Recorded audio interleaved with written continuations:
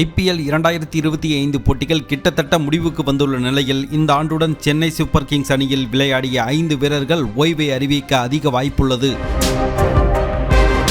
IPL-இல் கடந்த சீசன் வரை Chennai super Kings அணிக்காக விளையாடிய மொயின் அலி இந்த ஆண்டு கொல்கத்தா அணிக்காக விளையாடினார்.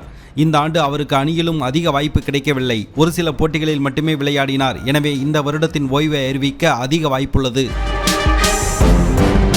கடந்த சீசன் வரை குஜராத் டைட்டன்ஸ் அணிக்காக விளையாடி வந்த விஜய் சங்கரை இந்த ஆண்டு மெகா ஏலத்தில் CSK வாங்கியது. இருப்பினும் அவரால் போதிய இம்பாக்டை கொடுக்க முடியவில்லை. இதனால் CSK மினி ஏலத்திற்கு முன்பு அணியிலிருந்து அவரை விடுவிக்க அதிக வாய்ப்புள்ளது. மேலும் அவரை இனி எந்த அணியும் ஏலத்தில் எடுக்க வாய்ப்பும் இல்லை. இதனால் விஜய் சங்கர் ஓய்வை அறிவிக்கலாம். டு பிளெசிஸ் CSK அணிக்காக பல முக்கிய போட்டிகளில் விளையாடியுள்ளார். தற்போது 41 வயதாகும் அவர் கடந்த ஆண்டு வரை ராயல் சேலஞ்சர் பெங்களூரு அணியின் கேப்டனாக இருந்தார். இந்த சீசனில் 2 கோடிக்கு அவரை டெல்லி கேபிட்டல்ஸ் அணி வாங்கியது. இருப்பினும் அவரால் பழைய மாதிரி பேட்டிங் செய்ய முடியவில்லை. இதனால் இந்த சீசனுடன் அவர் ஓய்வை அறிவிக்கலாம்.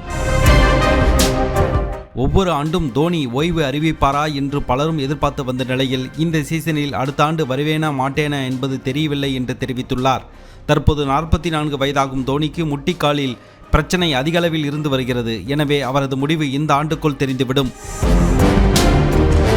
ரவிச்சந்திரன் அஸ்வின் 9 ஆண்டுகளுக்கு பிறகு மீண்டும் CSK-வில் இணைந்தார். இவரிடம் அதிக எதிர்பார்ப்புகள் இருந்த நிலையில் இந்த சீசனில் பேட்டிங் மற்றும் பவுலிங் என இரண்டிலும் அவ்வளவு சிறப்பாக இல்லை. கிட்டத்தட்ட 10 கோடிக்கு ஏலத்தில் எடுக்கப்பட்ட இவர் சென்னை பிச்சிலேயே விக்கெட்டுகள் எடுக்க சிரமப்பட்டார். எனவே இவரை CSK விடுவிக்க அதிக வாய்ப்புள்ளது.